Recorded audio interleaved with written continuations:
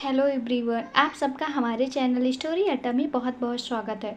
तो दोस्तों, बेमर्जी की विदाई का भाग तीसरा लेकर आ गए हैं। तो चलिए देखते हैं स्टोरी में आगे अब क्या होने वाला है। निशा ने कबीर के हाथ में उनके ही गन रखकर कहा, ये लो कबीर, चलाओ गन, मैं तुम्हारे सामने ही खड़ी हूँ।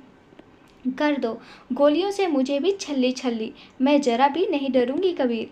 कबीर ने गन को पॉकेट में रखते हुए गुस्से से निशा के जबड़े को दबोच कर और एक हाथ में उसके बालों को खींच फिर अपने दांत पीसते हुए बोला, मुझसे दूर रहो निशा, मैं वो आग हूँ जो तुमको न तो जलाएगी और ना ही मिटाएगी। मुझसे मत उलझो निशा, मैं बहुत ही खतरनाक इंसान हूँ। निशा, मैंने तुमको अपने करीब आने को कब कहा? कबीर, मैं खुद ही आ रही हूँ। कबीर, मैं खुद ही आ रही हूँ तुम्हारे पास। चली जाओ मेरे कमरे से निशा, मुझे अकेला छोड़ दो। मैं तुमको कुछ कर बैठूं उससे पहले चली जाओ। कबीर ने निशा को धक्का देते हुए कहा। निशा दौड़कर कबीर की बाहों में समा जाती है और उसके गालों को और उसके होठों को बारी बारी से चूमने लगती है।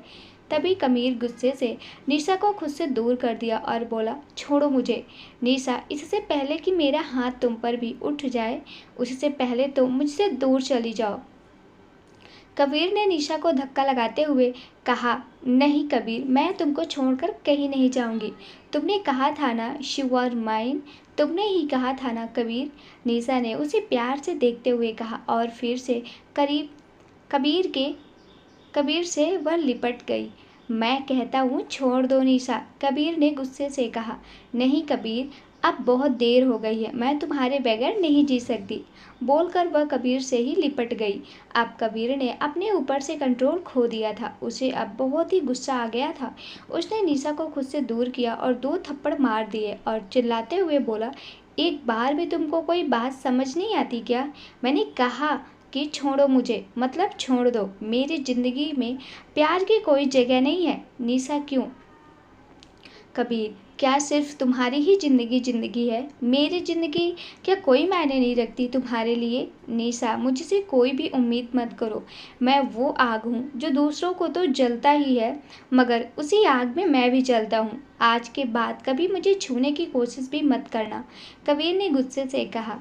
एक बार खुद को खुलकर जीने का मौका तो दो कबीर, निशा ने प्यार से कहा। कबीर कपूर किसी को एक भी मौका नहीं देता है और तुम भी ये बात अच्छे से समझ लो, कबीर ने कहा। कबीर, तुम क्यों समझते नहीं हो? मैं तुमसे प्यार करती हूँ, एक बार तो मुझे प्यार से देखो कबीर।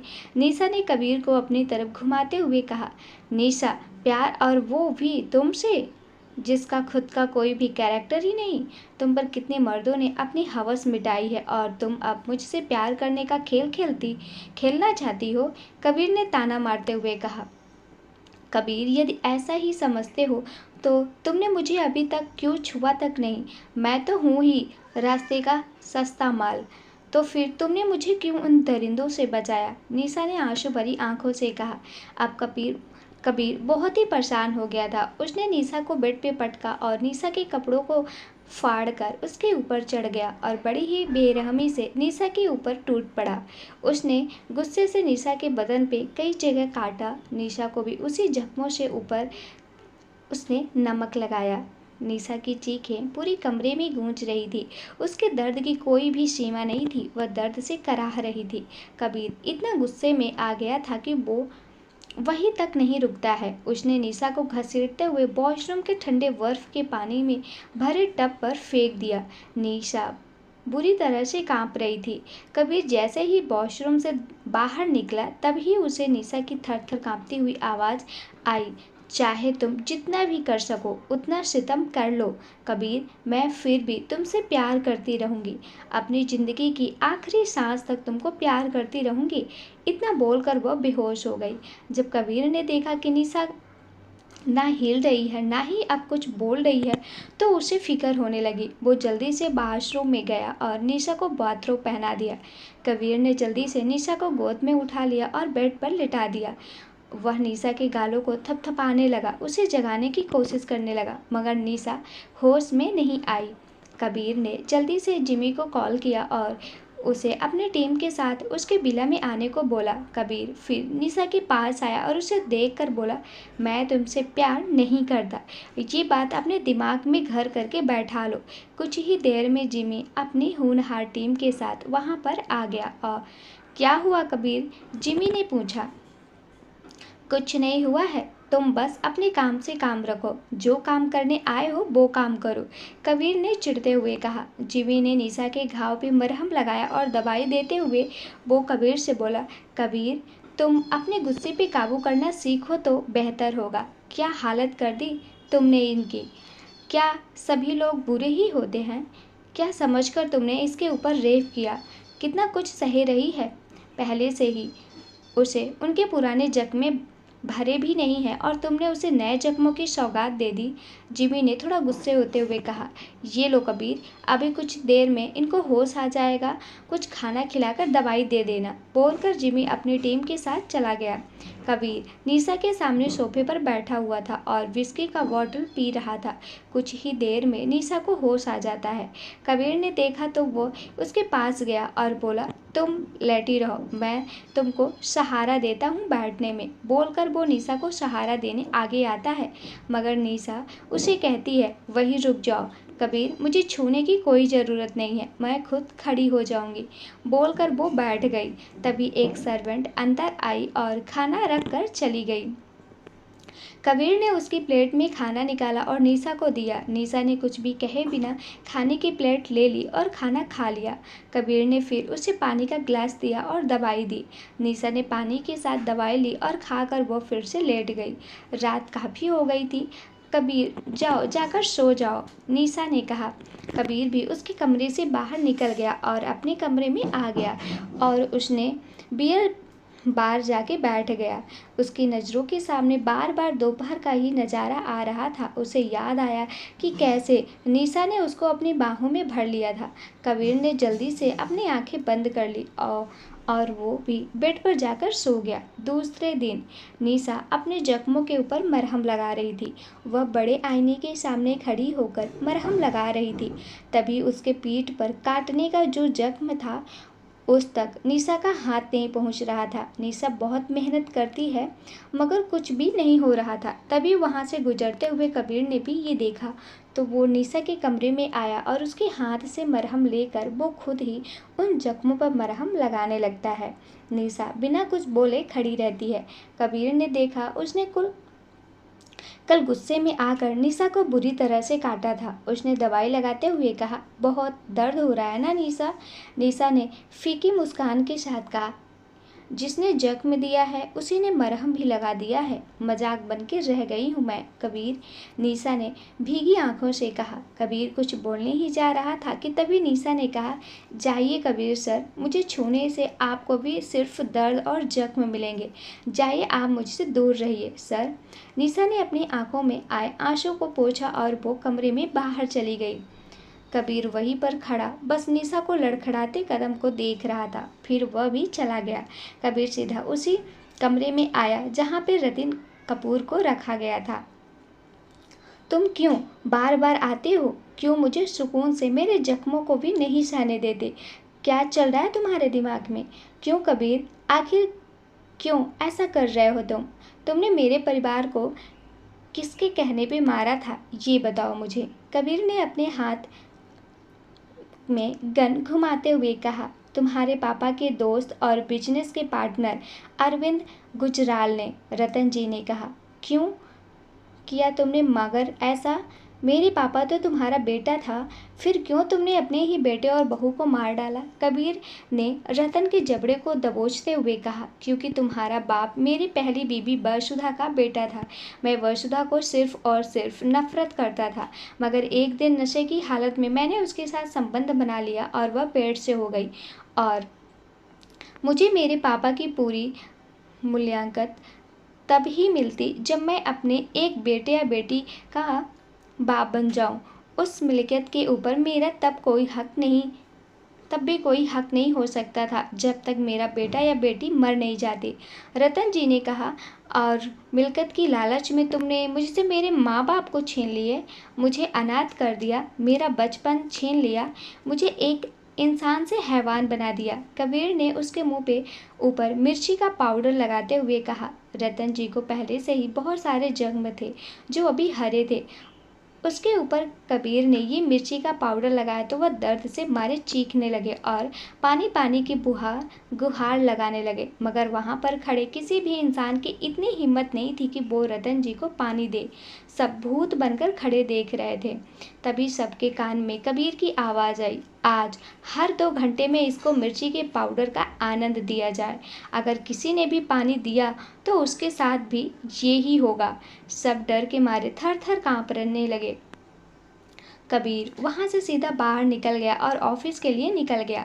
कबीर का आज किसी भी काम में दिल नहीं लग रहा था। उसकी नज़र के सामने बार बार निशा के जख्म आ रहे थे। उसको निशा को वो बात याद आ रही थी। कबीर बेचैन हो गया। उसको बार बार निशा का ही ख्याल आ रहा था। वह गुस्से से अपने बालों को दोनों हाथों से नोचते हुए चिल्लाया, क्यों तुम मुझे बार बार याद आ रही हो? क्या तुमको कबीर कपूर का भी डर नहीं लगता? क्यों मुझे परेशान कर रही हो? बोलकर कबीर वहीं पे रखे सोफे पर जाके बैठ गया और आंखें बंद करके सोने की कोशिश करने लगा। कबीर आखिर में थक कर अपने घर चला आता है। कबीर ने देखा कि निशा अपने कमरे में बालकनी में खड़ी थी। काफ़ी ठंड थी। निशा ने मगर सिर्फ नाइट गाउन ही पहना था। निशा के खुले बाल हवा में उड़ते हुए उसके चेहरे को कभी ढक देते तो कभी उसके चेहरे की खूबसूरती के दर्शन करवा देते। कबीर सीधा रतन जी के कमरे में गया और आराम से सो रहे रतन जी के चेहरे पे विस्की का ग्लास उड़ेलते हुए उसको जगा देता है। कबीर को आता देखकर रतन जी के होश ही उड़ गए थे। कबीर ने रतन जी के गालों पर थप्पड़ की बारिश कर दी और गुस्से से 2-4 मुक्के भी उनके चेहरे पे लगा दिए। फिर उनके बालों को खींचकर एक हाथ से उसके जबड़े को दबोच कर बोलता है, मेरी जिंदगी तबाह करके तू आराम से सो रहा है? तू ये कैसे भूल गया बूढ़े कि तू कबीर कपूर की गिरफ्तार में है? बता मुझे क्या प्लान था तुम्हारे बेटे और उस अरविंद गुजराल का? मुझे ये सब नहीं पता। मेरा यकीन करो कबीर, मुझे जो कुछ भी पता था वो सब कुछ मैंने तुमको बता दिया है, रतन जी ने दर्द से कराहती हुई आवाज़ में कहा। कबीर ने अपनी पकड़ और भी ज़्यादा कसते हुए कहा, यकीन और वो भी तुम्हारे जैसे लोमड़ी का? मुझे क्या तुमने मूर्ख समझ कर रखा है? बोलता हुआ कबीर फिर से रतन जी को थप्पड़ मारने लगा। लगता है मैं सिर्फ इतना ही जानता हूँ कि वो तुम्हारे बाप से सिर्फ और सिर्फ नफरत करता था, रतन जी ने बड़ी ही मुश्किल से कहा। एक तुम ऐसे ही नहीं बताओगे मुझे कुछ भी, तुमको आज कुछ और ही सजा देने होगा, कबीर ने कहा। सुनो, हर 1 घंटे में इनको 50 थप्पड़ मारनी है। तुम्हारे हाथों में यदि जोर मुझे ना दिखा तो मुझे फिर तुम पे जोर दिखाना पड़ेगा। तो समझ गया ना कि कैसे थप्पड़ लगाने हैं? बोलकर कबीर बाहर निकल गया। तभी रतन जी ने चिल्लाते हुए कहा, कबीर तुम्हारे दिल में सीने में दिल ही नहीं है, तुम पत्थर हो, एक जिंदा लाश हो। ये सुनकर कबीर फिर से अंदर आया और एक जोरदार मुक्का मारते हुए बोला, मैं आज जो भी हूँ वो तुम्हारी बदौलत हूँ। तुम इंसान नहीं कबीर, कबीर एक हार्टलेस कबीर हो। तुम जो मेरे साथ कर रहे हो ऐसा तो कोई अपने दुश्मन के साथ भी नहीं करता, रतन जी ने लाचारी से भरे स्वर में कहा। कबीर ने तब चिल्लाते हुए कहा, मैं हार्टलेस हूँ कबीर, और अब मैं ऐसा ही रहूँगा। मुझे ऐसा बनाया किसने? मेरे अपनों ने। जो काम दुश्मन भी करने से पहले सोचते, तुमने मेरे अपने होकर भी वो काम करने में इतना भी नहीं सोचा। कबीर वहाँ से बाहर चला गया, अपने बियर बार में आकर बैठ गया और एक साथ बोतल को पी गया। फिर उसी बोतल को गुस्से से फेंकते हुए चिल्लाते हुए दर्द भरे स्वर में बोला, मैं हार्टलेस हूँ कबीर। तुमने मेरी नज़रों के सामने मेरे मॉम डैड को मार दिया, मेरी बहन के पति को झूठे इल्ज़ाम में फंसाकर मेरी बहन के सामने ही जिंदा जला दिया। मेरी बहन ये सदमा बर्दाश्त नहीं कर पाई और पागलों के जैसे भटकने लगी और आखिर में एक दिन 7वीं मंजिल पर जाकर कूद गई। तब वो 3 मास का पेट से थी। मेरे भाई, उसने ये सब कुछ अपनी आंखों से सामने देखा तो वो ये सदमा बर्दाश्त नहीं कर पाया और पागल हो गया। जो मेरे होकर तुमने मेरे साथ किया ना रतन कपूर, ऐसा तो कोई बेगाना भी नहीं करता। मुझे हार्टलेस बनाया किसने? तुमने रतन कपूर, तुमने। बोलकर कबीर अपने दोनों हाथों से अपने बालों को नोचता हुआ अपने घुटनों के बल फर्श पर बैठा हुआ दर्द से कराहता हुआ जोर जोर से रोने लगा और बोलता रहा, मैं ऐसा नहीं था, मुझे ऐसा तुमने बनाया है। तुम लोग इंसान नहीं शैतान हो। बोलते हुए कबीर वही कांच के टुकड़ों के बीच लेट गया और उसकी दर्द भरी आवाज़ पूरे बिला में गूंज उठी। सॉन्ग। कोई पूछे मेरे दिल से, कैसे ये जहर पिया है, मरना किसको कहते हैं, जीते जी जान लिया है, बेवर्द जमाने से मैं कोई शिकवा करूं तो कैसे, हमदर्द जिसे समझा था उसने ही तो दर्द दिया है। ये सोच के दर्द सहूं मैं, इस डर से कहूं कुछ ना कहूं मैं, ये दिल के रिश्ते पल में हो जाए ना बेगाने। हाय रब्बा, हाय रब्बा, कोई दर्द ना जाने, मेरा दर्द ना जाने, हाय रब्बा। फिर दर्द से सुबकता हुआ कबीर बोला, मैं हूँ हार्टलेस कबीर कपूर। फिर वहीं पर सो गया। आज कबीर का दिल जख्मी हो गया था। आज वह ये दर्द तकलीफ सहते सहते थक गया था। दूसरी सुबह जब कबीर की आंखें खुली तो वह अपने बेड पर था। नीचे फर्श भी साफ हो गई थी। उसको एक कांच का टुकड़ा भी चुभा था हथेली में। उसके ऊपर भी मरहम पट्टी कर दी गई थी। तभी कमरे में एक मेड आई और कबीर के लिए हल्दी वाला दूध रख कर चली गई। कबीर ने उसी मेड को आवाज़ देकर रोका और बेड पर से खड़ा होते हुए बोला, मैं क्या तुमको दूध पीता बच्चा नजर आ रहा हूँ? मेड ने डरते हुए नीची नजरे में जवाब दिया, सर ये निशा मैम ने बनाया है और उसने ही आपके लिए भेजा है। ठीक है तुम जाओ। मिड वहाँ से जल्दी से भाग निकली जैसे किसी भूत को देख लिया हो। कबीर दूध का गिलास हाथ में पकड़ते हुए उसे घूर रहा था जैसे किसी ने उसके हाथ में दूध नहीं जलता हुआ कोयला पकड़ा दिया हो। कबीर ने कुछ वक्त तक दूध के गिलास को यूं ही घूरा जैसे वो दूध नहीं कोई जलता कोयला लेकर खड़ा हो। फिर कुछ मिनट बाद वो दूध को आंखें बंद करके और एक हाथ से अपनी नाक को दबाकर बंद करके वो दूध की गिलास पी गया। क्या अजीब स्वाद है यार, और मुझे दूध पिलाया कबीर कपूर को, और मैं गधे की तरह उसकी बात मानकर दूध को पी भी गया। क्या हो गया तुझे कबीर? ये लड़की तुमको पागल बना देगी। नहीं नहीं ऐसा नहीं होगा, मैं इनसे दूर ही रहूँगा। यही सही है। कबीर ने अपने आप को ही दिलासा दिया और फिर वो वहाँ से बाहर निकल गया। वो ऑफिस के लिए निकल ही रहा था कि अचानक से निशा ने आके अपने सिर से पल्लू लेकर कबीर के पैरों को छूकर उसके चरणों की रज अपनी मांग में लगाई। ये सब कुछ देखकर कबीर ने चिढ़ते हुए कहा, नहीं हो गई, ये क्या पागलपन है निशा, आज तुम कहीं पागल तो नहीं हो गई? आज करवा चौथ है कबीर, मैंने भी तुम्हारे लिए आज ये व्रत किया है। आज तुम रात को प्लीज़ जल्दी आ जाना। कबीर ने उसे ऊपर से नीचे तक घूरते हुए देखा और कहा, निशा तुम्हारी तबीयत तो ठीक है ना? और ये जो व्रत तुमने किया है वो तो सुहागनें करती है ना? और तुम तो अभी कुंवारी हो, तो फिर तुम बस रात को जल्दी आना कबीर। और हाँ, मैं तो तुम्हारी उसी रात बन गई थी जिस रात तुमने मेरा रेप किया था। देखना जल्दी आना, चांद निकलते ही मेरा व्रत तुम्हारे हाथों से ही खुलेगा। तब तक मैं अन्न जल भी नहीं ले सकती, निशा ने बड़े प्यार से कहा। मगर कबीर ने इस बात को ध्यान नहीं दिया और वहाँ से निकल गया। कबीर ने तो ठान ही लिया था कि वो अब इस बला से दूर ही रहेगा। वो सीधा ऑफिस पहुँचा और मीटिंग में बिजी हो गया। काम में वो इतना खो गया था कि उसे रात कब हो गई पता ही नहीं था। इधर कपूर बिला में रात के 8:30 बज रहे थे। निशा दुल्हन की तरह सज धज कर तैयार हुई थी।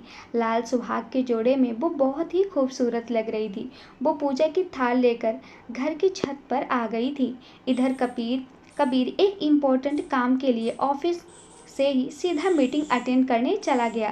निशा ने देखा तो सभी औरतें अपना व्रत खोल रही थी। निशा भी कबीर का इंतजार कर रही थी मगर कबीर अभी तक नहीं आया था। रात के 9:30 बज गए थे। अब निशा को थोड़ी थोड़ी नींद आ रही थी। वो इंतजार करती हुई वहीं पर आंख बंद करके सो गई। कबीर आखिर घर नहीं आया और निशा भी कबीर के आने के इंतजार करती हुई वहीं पर सो गई थी। दूसरे दिन निशा की जब आंखें खुली तो वह सुबह हो गई थी। उसने देखा कि पूजा की थाल और पानी का लोटा सब कुछ वैसे ही पड़े हुए थे। प्यास के मारे निशा का गला सूख रहा था, मगर वो कबीर जब तक अपने हाथों से पानी नहीं पिलाएगा तब तक वो पानी भी नहीं पिएगी और खाना भी नहीं खाएगी। कबीर जब वापस घर आया तो सुबह के 8 बज गए थे। उसे घड़ी में टाइम देखा तो 8 बज रहे थे। उसने घर की मेड को आवाज़ लगाई कि वो उसके लिए नाश्ता लगाए, वो अभी आता है। निशा ने मेड को सब कुछ डाइनिंग टेबल पर रखने को दिया और फिर वो खुद भी वहाँ पे बैठ गई। जब कबीर नीचे आया तो उसने देखा नाश्ता रेडी ही है तो वह बैठ गया। उसने देखा निशा बहुत ही बढ़िया नाश्ता बनाया था। वो सीधा ही बैठ गया और खाने लगा। तभी उसने निशा को भी साथ में बैठने को कहा। तब निशा ने उसको जवाब देते हुए कहा, तुम खाओ कबीर, मेरा तो जब तक व्रत नहीं खुलता मैं कुछ भी नहीं ले सकती। कबीर ने थोड़ा चिढ़ते हुए कहा, ओ कौमार निशा, तुम ये क्या नया नया नाटक लेकर बैठ गई हो। निशा ने प्यार से कहा, कबीर मैं तुम्हारी तरफ मेरा प्यार है कबीर, ये कोई नाटक नहीं है। यदि तुम्हें इसे ना समझो तो ये तुम्हारी मर्जी। गुस्से से कबीर खड़ा हुआ और पानी का लोटा लेकर निशा को जबरदस्ती पिला दिया और फिर बोला, लो हो गया अब तो तुम्हारा व्रत पूरा, जाओ अब जाकर खाना खा लो। बोलकर उसने एक प्लेट निशा की तरफ बढ़ा दी। तभी निशा ने उसे प्यार से कहा, कबीर मुझे खाने की नहीं तुम्हारे प्यार की ज़रूरत है। अब कबीर पूरी तरह से चिढ़ गया था। वो खड़ा हुआ और निशा को घसीटते हुए एक कमरे में लेकर आया और बोला, बहुत प्यार करती हो ना मुझसे तुम। कबीर ने निशा की तरफ देखते हुए कहा, हाँ कबीर। निशा ने प्यार से कहा, तो फिर ठीक है, आज हो जाए फैसला कि तुम्हारा प्यार सच्चा है या सिर्फ दिखावा। बोलकर कबीर ने निशा को चाबुक उठाकर मारना शुरू कर दिया और जब तक वो खुद नहीं थका निशा को वो चाबुक से मारता रहा। निशा ने उफ तक नहीं किया। वो अपने दर्द को अपनी ताकत बनाकर यूं ही खड़ी रही। अभी उतर जाएगा ये इश्क का बुखार, बोलकर कबीर ने निशा के जख्मी पर नमक लगा दिया और खुद एक तरफ खड़ा हो गया। निशा की आंखों से बेशुमार आंसू की कड़ियाँ बरसने लगी थी। वो पूरे दिन की भूखी और प्यासी थी और ऊपर से इतने दर्द भी मिला था। वो ज़्यादा देर तक खड़ी नहीं रह पाई और घुटनों के बल गिरती हुई बैठ गई। तब कबीर खड़ा हुआ और उसके बालों को एक हाथ से खींचता हुआ और उसके जबड़े को दबोचते हुए अपने दांतों को भींचते हुए बोला, क्यों निशा, उतर गया प्यार का भूत? क्या अब भी करती हो मुझसे प्यार? तब निशा ने एक हाथ से कबीर के पैरों को छुआ और फिर अपने माथे में लगाकर बोली, नहीं कबीर, मेरे प्यार का बुखार तो इतना तेज हो गया है कि अब तो ये मेरी मौत के साथ ही उतरेगा। बोलकर वो कबीर के हाथ को चूम लेती है। कबीर को तो ये ही समझ नहीं आ रहा था कि ये लड़की आखिर किस मिट्टी की बनी है। वो निशा को धक्का मार कर कमरे से बाहर निकल गया और कमरे को बाहर से लॉक कर दिया। कबीर ने निशा को एक कमरे में लॉक कर दिया था। कबीर ने ये ही सही होगा, निशा के लिए भी और अपने लिए भी। हर रात जाऊंगा और ऐसे ही उसे तड़पाऊंगा। जितनी कर सकता हूँ उतनी नफरत से निशा को यदि रखूंगा तो वो खुद से मुझसे नफरत करने लगेगी। कबीर नहीं चाहता था कि निशा से वो भी प्यार करने लगे और वो भी उसके साथ इस नफरत की आग में जले। इसलिए वो निशा के साथ इतना क्रूर होना चाहता था और खुद निशा की उससे नफरत करने लगे। दूसरी सुबह निशा अभी भी सो रही थी। उसके जख्मों की सूजन आ गई थी। खूबसूरत बदन पे चाबुक की मार के निशान उभर कर दिख रहे थे, मगर सिर्फ अपनी ही बात को सही मानने वाले कबीर को निशा की आंखों में जो दर्द था वो नहीं दिख रहा था। कबीर ने अपनी मेड को सब कुछ समझा दिया था कि क्या करना है। फिर वो बिना निशा को देखे ऑफिस के लिए निकल गया। कुछ घंटे बाद जब निशा की आंख खुली तो सुबह के 9 बज गए थे। वो धीरे से खड़ी हुई और वॉशरूम की तरफ आगे बढ़ने लगी। वो 1 घंटे तक बॉथ टब में नहाती रही जब तक उसका मन शांत नहीं हुआ। फिर वो कपड़े पहनकर बाहर आई। जब मेड को पता चला कि निशा मैडम जाग गई हैं तो सभी मेड ने आकर निशा को ऑलमेंट लगाया, दवाई दी और हल्दी वाला दूध दिया। फिर उसके लिए हेल्दी नाश्ता बनाकर ले आई। निशा ने किसी को भी एक शब्द नहीं कहा। जो हो रहा था वो बस चुपचाप देख रही थी। 8 बजे कबीर जब लौटकर घर आया तब रात के 8 बज रहे थे। वो आकर सीधा अपने कमरे में फ्रेश होने चला गया। कबीर ने देखा आज रोज की तरह का माहौल घर में नहीं था। आज घर को बड़े ही सलीके से सजाया हुआ था। घर में बड़े ही अच्छे पकवानों की खुशबू आ रही थी। उसने देखा सभी मेड और सर्वेंट भी इधर से उधर दौड़ा कर रहे थे। कबीर तो बस शौक होकर सब कुछ देख ही रहा था। वो किसी मेड को रोककर पूछना भी चाहता था कि आज क्या कुछ है, मगर कोई भी फ्री नहीं था। आखिर में कबीर की नज़र निशा को ढूंढने लगी। तब उसे ख्याल आया कि निशा तो कहीं भी दिख नहीं रही। अब कबीर बुरी तरह से चिढ़ गया और वो निशा को ढूंढने उसके कमरे में गया। कबीर बिना नॉक किए ही अंदर घुस गया। निशा वही आईने के सामने बैठकर तैयार हो रही थी। निशा ने बेबी पिंक कलर का लॉन्ग और घेर वाली फ्रॉक पहनी हुई थी। उसमें निशा बहुत ही प्यारी लग रही थी। खुले लंबे सिल्की बाल के लेट हवा में लहर कर निशा के मुंह को आधा ढक जाता था। आंखों में काजल, होठों में लिप बाम और पैरों में पायल। अरे कबीर आ गए, ये लो कबीर, खास तुम्हारे लिए ये मैंने खरीदा है, बोलकर निशा ने खुद को मदहोश करके ऐसी खुशबू वाला परफ्यूम छिड़का। ये सब कुछ क्या है, मुझे तुम कुछ बताओगे कि आखिर क्या हो रहा है? कबीर ने निशा की कलाई को जोर से पकड़ते हुए कहा। आज तुम्हारा जन्मदिन है कबीर, और इसलिए मैंने तुम्हारे लिए ये छोटी सी पार्टी रखी है, निशा ने प्यार से कहा। तुम आखिर अपने आप को समझती क्या हो? ये मेरा घर है, यहाँ पे क्या करवाना है क्या नहीं ये मेरी मर्जी है। तुम आखिर होती कौन हो? खुद को क्या समझ कर रखा है तुमने निशा? तभी निशा नीचे से आवाज़ आने लगी और वो नीचे चला जाता है। उसके बिजनेस के सभी पार्टनर भी वहाँ आए हुए थे। कबीर अब कुछ नहीं कर सकता था। वो आखिर में पार्टी में शामिल हो जाता है। सबने मिलकर शैम्पेन उड़ाई और केक को काटा गया। सभी लोग बहुत ही खुश थे।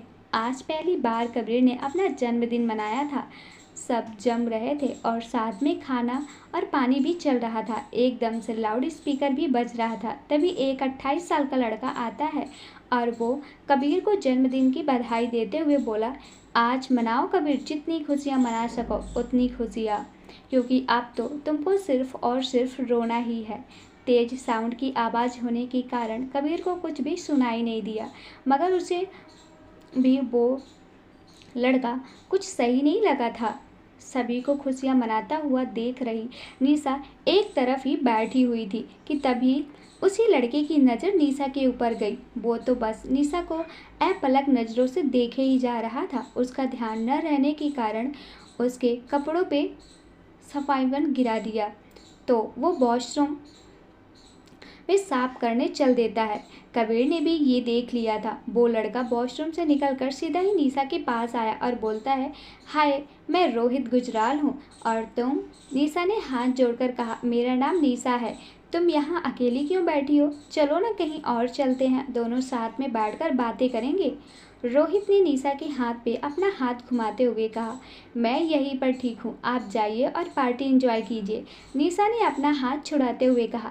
तभी रोहित ने निशा को ज़बरदस्ती अपनी गोद में उठा लिया और एक कमरे के अंदर जाकर कमरे को लॉक कर दिया और फिर निशा को बेड के ऊपर धकेल दिया।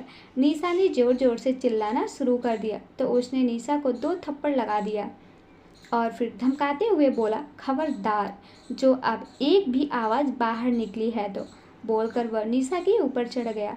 तो गाइस, इस स्टोरी में आगे क्या होगा जानने के लिए जुड़े रहिए हमारे साथ। और निशा के साथ ये ऐसे ही अत्याचार कब तक होगा और उसको अपना प्यार मिलेगा, ये सब देखने के लिए कंटिन्यू जुड़े रहिए हमारे साथ। धन्यवाद दोस्तों।